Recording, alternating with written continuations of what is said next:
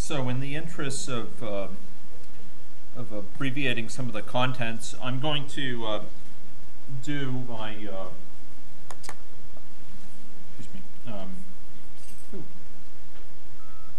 I'm going to undertake my first major sort of delegation of material to my online lectures. I have two quite articulated lectures online on a major topic that I would love to cover in more detail here, but I found it's perhaps the sort of one of the less valuable uses of our time together is to go in great detail into sort of discussion of theory behind the modeling process and how it takes place. Fortunately, there's some good references here that I'll refer you to, and you can go listen to my two YouTube lectures on this if you're interested in learning more.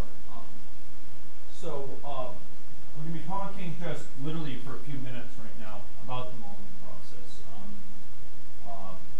It's a process that is typically, in the areas that we're predominantly focusing on for this boot camp, conducted in interdisciplinary context with key members from a wide variety of different backgrounds, and establishing a common language and common sort of common understanding is often one of the most important challenges early on, and models can help in that, in the sense that they, if built and used artfully, they can serve as sort of a focal point for discussion among many different parties, can serve as useful sort of foils for thinking through conceptualization of different issues. And in my online YouTube lectures, I talk about the use of multiple types of diagrams, qualitative diagrams, to sort of establish a common, as we say, boundary objects for the different parties. These would be objects that people from a wide variety of backgrounds can relate to enough to use them to kind of communicate with each other. And there's a really substantive theory out there for the use of these boundary objects in modeling that's emerged. Agent-based modeling has unfortunately been less well represented than some other areas, such as system dynamics and discussion of boundary objects. But it's an area to which I continue to contribute. And if any of you are interested in, given that we're embarked on an agent-based modeling process, give some ideas of the diagrams we might use to sketch things out, to kind of put our thoughts down on paper before we create an actual model, or even while we're creating it. There's some great ideas here. Very important point is that the modeling process is typically an ongoing process of refinement.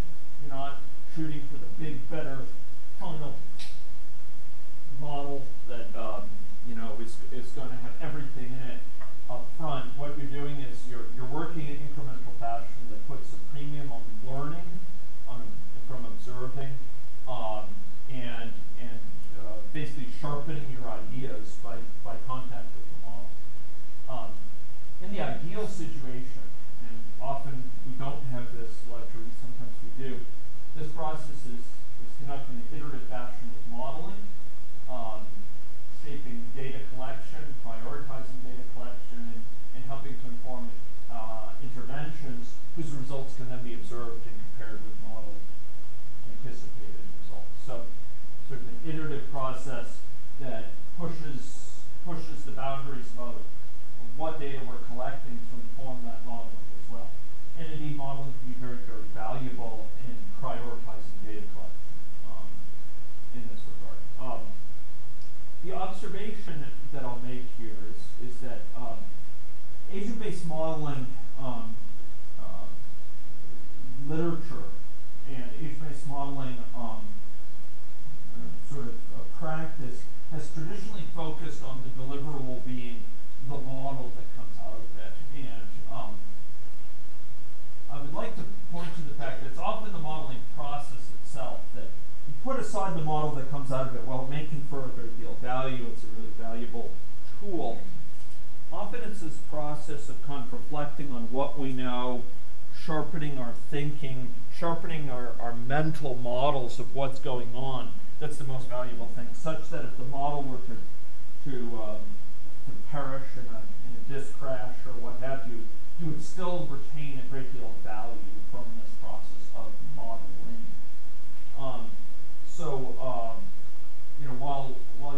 If you go out and you look at the literature, there's much more emphasis on the model. I would say, you should be thoughtful about the modeling process you're engaged in and kind of take greatest advantage of it, because the end goal is not just that runnable model. It's what we can learn from it. It's the insights and the sort of sharpening of our thinking about the situation. If there's one recommendation I could offer to people in this room about the model processes, well, please put an emphasis on making it incremental. Build up these simulation models in a step-by-step fashion. Don't try to create everything with the kitchen sink up front. With each successive iteration of a model, value is conferred, even if it's far short of what one's ultimately hoping to achieve. What are some examples of that value that's obtained? Well, one thing is you get a sense of forward movement, which is really nice. Another thing is each successive model version, you run it and you learn something often about what behavior is occurring in this, where that behavior is coming from. If you just modify one or two things between each successive version of the model, then you'd see the effect of those couple things have, that just one or two things have. From then on, you might know, okay, this certain type of behavior is associated very likely with this feature. So it gives you an articulated sense of sort of how specific characteristics of that model, particular components of the model, particular processes in the model, particular assumptions in the model are modifying the overall behavior you've observed. Ladies and gentlemen, one of the biggest failure modes for agent-based modeling, one of the biggest reasons that it will occasionally fall short of its goals, is that you shoot for the big, better, big bang model that you're going to produce in a year's time, and you work towards it, and you put all sorts of things in it, and then you run it at the end, and it produces this behavior. Maybe it's wild behavior. You don't know where that behavior is coming from. You don't know what are the key factors behind it. You don't even know if it's real behavior or a bug, or an interaction of a bunch of bugs and real behavior. And trying to unpack that after the fact is just vastly more difficult than keeping yourself grounded all through the modeling process by adding things in, observing. If you add things in, observe, you learn from real behavior, but you can also more quickly spot an error. You can more quickly spot a problem.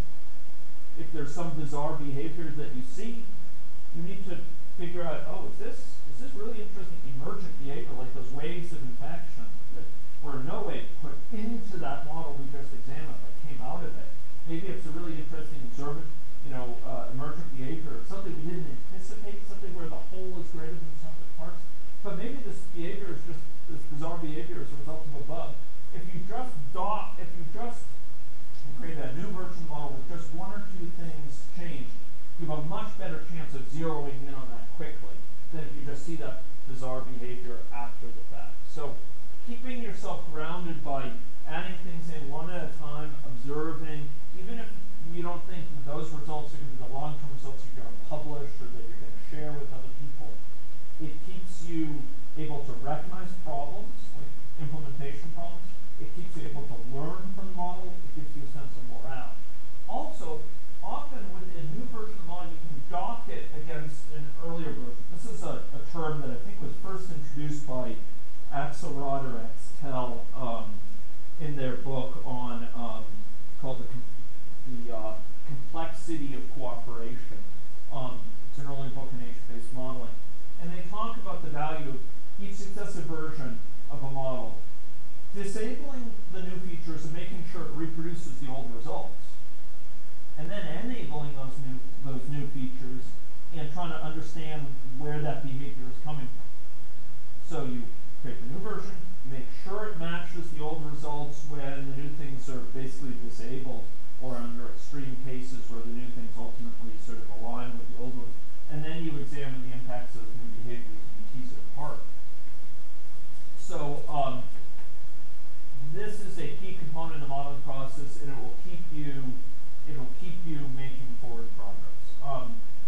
Another nice benefit is these incremental versions can often be demonstrated to system stakeholders, not only your morale, but the sort of interest and the motivation and the morale of others is also buoyed. And often, ladies and gentlemen, you think you know where you're going a year from now. You think you know what that ultimate model has to involve. But what you learn from these early ones ends up shaping your course in a much more fundamental way. You end up taking a different route than you anticipated because you saw something really interesting early on. Maybe that means you get to your first paper earlier than you anticipated. You thought you wouldn't be able to publish till that thing later, but you make some really interesting discovery early on that takes you, to a substantive contribution sooner. The point is that there's learning involved in this that cannot be sort of shunted aside, and you'll learn much more effectively with each successive version than you will with just that final model with the kitchen sink in it. Okay, so oops, I'm going backwards here. Yes.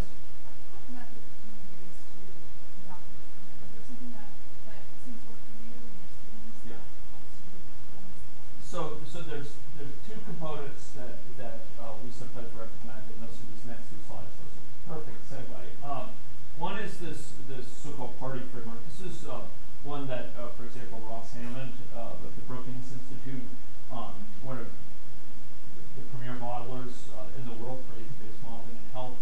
One of the things he recommends: documenting properties, agent properties, actions, rules, time, environment, and sort of time and environment. So this would be sort of spatial and sort of network environment, and this is sort of the time horizon, time steps, etc. This is a more informal way.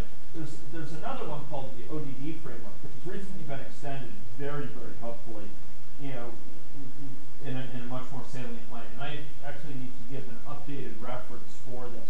This was laid out by Grimm and Railsback, most notably in their book Individual-Based and Agent-Based Modeling. And I found this really, really helpful at two levels. One is a specification protocol, laying out what you document about your model. The second is laying out, helping you sort of think through, am I missing something in my model? Because it sort of systematically highlights things that you might want to document that therefore you need to think about. For example, is there learning going on the part of agents? Is their behavior adaptive to circumstance, or are they just behaving according to some probabilities, in terms of their behavior? Is there what are the modes of agent interaction? These are things it's good to think consciously about. So it's been used very effectively as a specification protocol, and its extension, the ODD plus D or ODD-D protocol, which is a refinement of it, is highly recommended by me. It really fleshes out more detail. Yeah. Sure. So it's actually in my final slides, which are available to you. So if you go look at the final lecture wrap-up and resources for further study, it's this first book here provided under ABM. This under books here. Okay, and again, all those slides are available for you, so you can sort of fast forward to that. Hope that's helpful. That's the best textbook I'm aware of. It is not using anyone. It's using a package called NetLogo that you get a glimpse of this week as well. But it is a strongly recommended book. It's quite a nice contribution. And Volker Grimm, and I believe Steve Railsback as well, have also contributed a number of prominent articles, some in venues such as Science, where they articulate some of their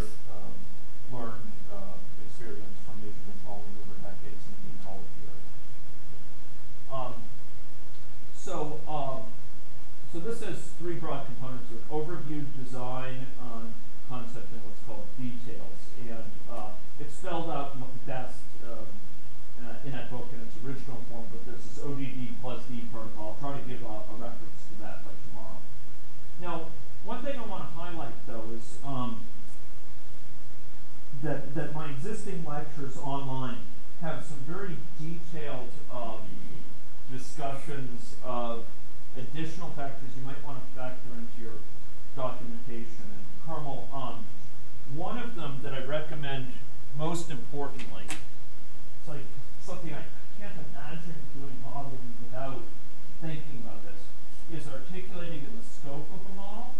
So model scope, perhaps the most important thing you can do when you think about models, ask myself, what are the research questions I'm trying to answer? What problems is trying to address? And trying to think consciously about the scope of that model. What's included, what's not included. But I want to distinguish three types of things. And it's very important to understand these categories. They're very different than categories we'll have in other areas. So one is whether this factor is endogenous to this model. So suppose that we're considering a model in a specific area. There'll be certain factors we want the model to actually simulate. We want it to calculate. We want it to produce, the behavior with respect to these factors internal to the model. So endogenous is the word for it. Another would be exogenous. These are factors that we want to represent in our model, but we're going to just impose assumptions about them. Maybe we make their values, we represent them, but we assume a fixed value for it. Maybe it's contact rate, for example. Contact rate, the fact that this person contacts their neighbors at a certain frequency in a network, we'll assume that frequency is fixed and we'll specify it. It's a constant. Another example, we say, well, it's not fixed, but we'll have it vary over time in some known way, predefined way. Okay? So these would be like predefined things. They're represented, but they're predefined. These things are calculated by the model. It's actually, they're being produced, so there's a calculation point, calculated. So endogenous, exogenous, these things are represented, but they're represented with different levels of sort of investment. And the final thing are things that are ignored. Things that are left out of the model. Now, that may seem weird, but ladies and gentlemen, it's incredibly important to leave things out of your model. Up front, you should leave most things out of your model. And add them in bit by bit by bit. Okay? Because that's how we learn. We add these things in, we'll see how it makes a difference. So it's very, very important you leave things out. One of the biggest dangers of agent-based modeling is that it's so flexible. We can add things in.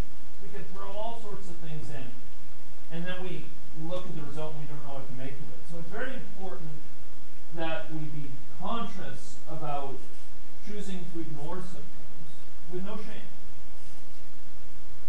But by listing them here, we can go back and re-examine that later. So maybe we end up finding through a sensitivity analysis that this thing that we ignored might really be something we want to add in. Or further discussion suggests maybe it needs to be added in. By listing it out, we can go back and re-examine this decision. And sometimes there'll be things that are exogenous, we move over to endogenous in a later version model. Sometimes there's things you move back. You say, we went into quite a bit of detail on with a dynamic network, and we decided it really didn't make much of a difference in terms of the outcomes we cared about and the time scales involved, that it's a dynamic network, so we'll make it a static network. And we'll assume some basic sort of type of network structure. Similarly, there may be things that are ignored that make it into exogenous and that. In other words, they end up getting represented model. So by listing this out, it helps you sort of be very clear about, what am I putting aside for now? What am I representing, and how am I representing? Am I representing by imposing an assumption about it that's predefined, or by asking the model to, in some sense, calculate it? For example, do I want frequency of contact to be something that agents change over time in response to the risk perception, or do I want it to be something that's sort of imposed on the model? These are things you want to be clear about, and it behooves you to create a little list like this, which you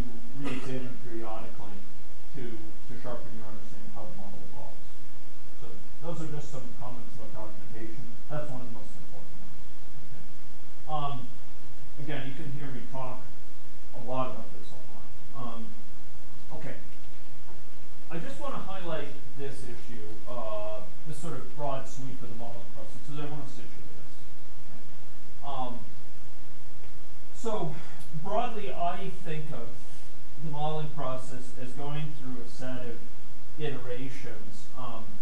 And this whole process is iterative in the sense that we may go through this many, many times with a given model as we add things in. So we often, for the modeling project as a whole, we early on try to articulate the research components. But we may re-examine over time the model scope and boundary selection. We may then qualitatively map out sort of what's in a, what's to be included in a model, sort of what we want it to include, what we want it to not include. And I have some, oh man, I thought I had them right here. Man, oh, look at all those good things. But oh, here are some example qualitative diagrams. Some of these were created for projects you'll hear about in the course of the boot camp. This for a TB contact tracing. This is a qualitative diagram used to sort of think about how to represent a process within an agent-based model for simulating contact tracing for TB. This is sort of a rendition of it in a state chart form. This is sort of a progression among a set of states. Here's sort of for interactions of diabetes, TB, and tobacco use, for example. This is what's called a UML diagram, which shows sort of, okay, person has certain features in it, main has certain features in it. Here's a diagram from AnyLogic. This is for our early version of the chronic wasting disease model. So this qualitative problem mapping, we're often using qualitative diagrams to sort of think about what goes into this model. And there's many other sorts as well. There's like agent interaction diagrams where you say, these two agents will interact in this way. The doctor will interact with the patient in this fashion. So mapping things out, brainstorming visually is often really, really helpful at this stage. And I would urge you to, use your imagination as to what artifacts to bring to the table. I really need to assemble a couple more slides because my sort of appreciation of some of the types of diagrams that broadened since they put together those original slides. We then go to a stage of model formulation where we're going beyond a qualitative depiction of the processes, and we're instead trying to capture in a quantitative way sort of the relationship between the factors in the model. So here we often will want to specify parameter values, for example, or state exactly in what way does the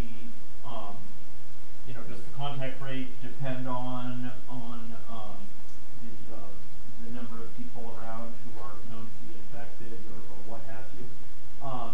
So ways in which different factors in the model influence one another explicitly. So this model formulation stage involves really getting down to brass tacks to create a simulation model. The important point is, ladies and gentlemen, these models are thinking tools. They capture dynamic hypotheses for how things work in the world. They're not privileged as such. They're not right as such, but they allow us to understand the implications of our assumptions in a consistent fashion.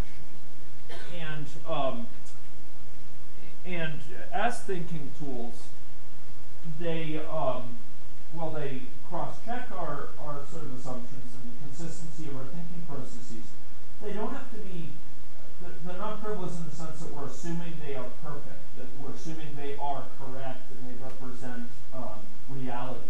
We are instead using them to cross-check our understanding of how things might be with what actually is playing out in the world, and to see to what degree they jive, to what degree are they consistent.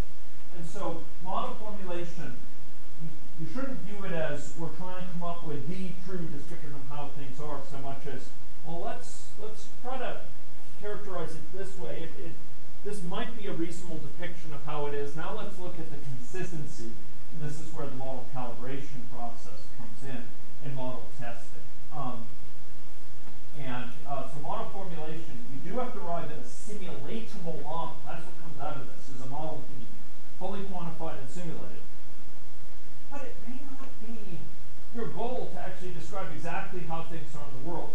We can, I sometimes for my students I describe two types of model goals. Now these are two extreme in terms of dichotomies, but one of them is kind of models as caricatures,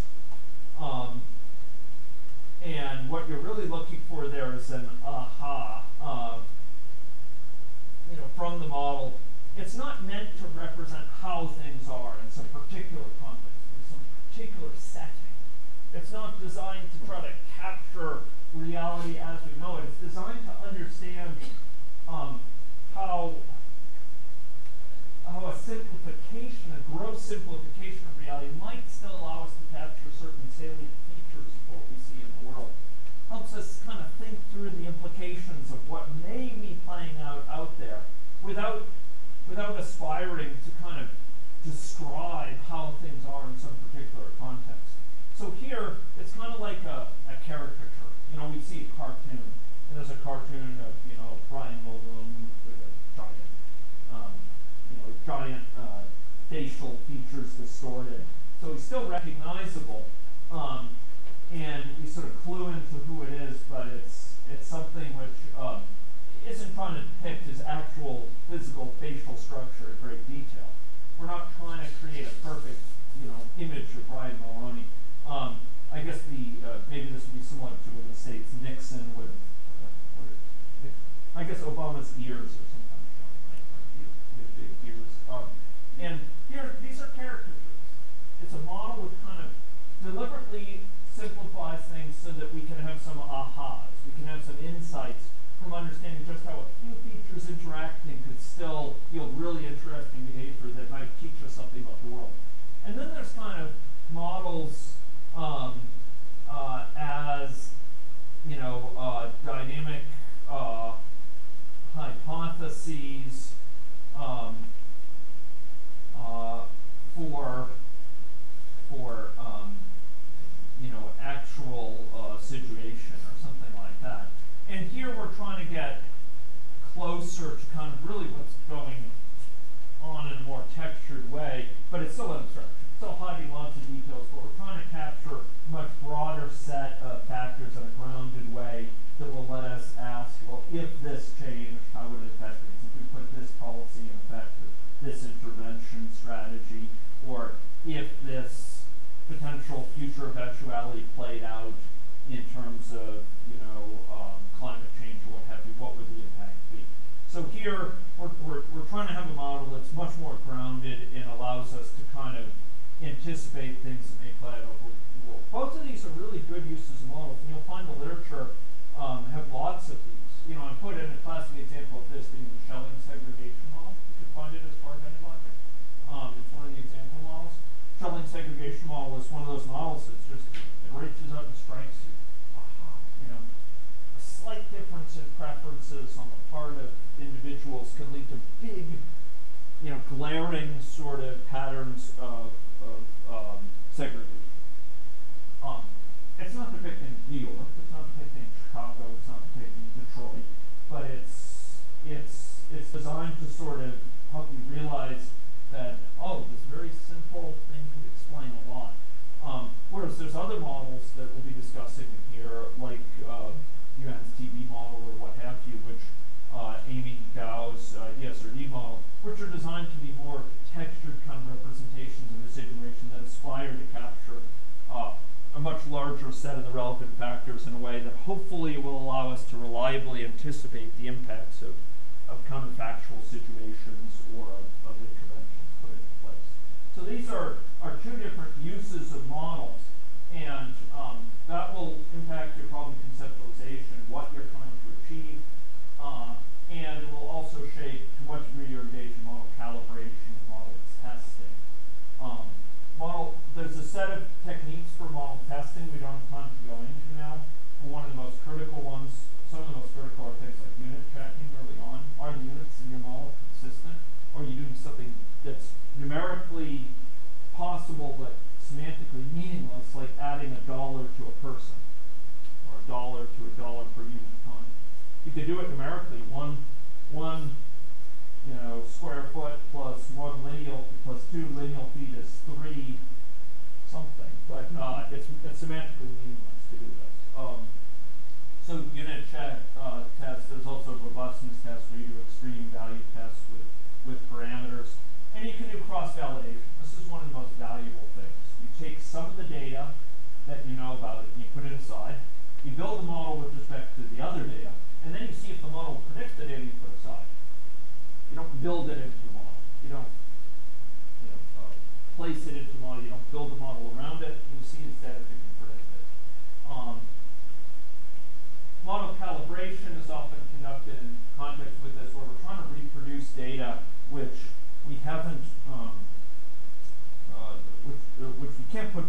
into the model, but we want it to at least match it, to be considered a plausible model, to be considered a sort of credible or on the face of it, sort of reasonable model.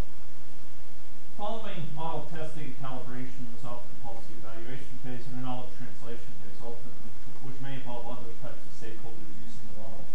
One of the most powerful things about these models is they can be used by non-experts if provided with the right interfaces. And we could have people run scenarios, examine alternative assumptions, the impact of alternative assumptions. And in recent decades, this has been a big use of models, whether it's people at the community level or whether it's executives running models that are produced whose assumptions they know very little about, but which are provided to them as sort of learning tools or learning environments, as they're sometimes called. So this is sort of an overall modeling process, and a lot of the lectures we'll hear in the course of the week fall into particular components of this. Any questions about this right now?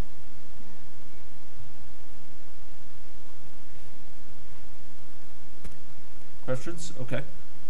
I would again refer you to my online materials, where I have hours of discussion about that exact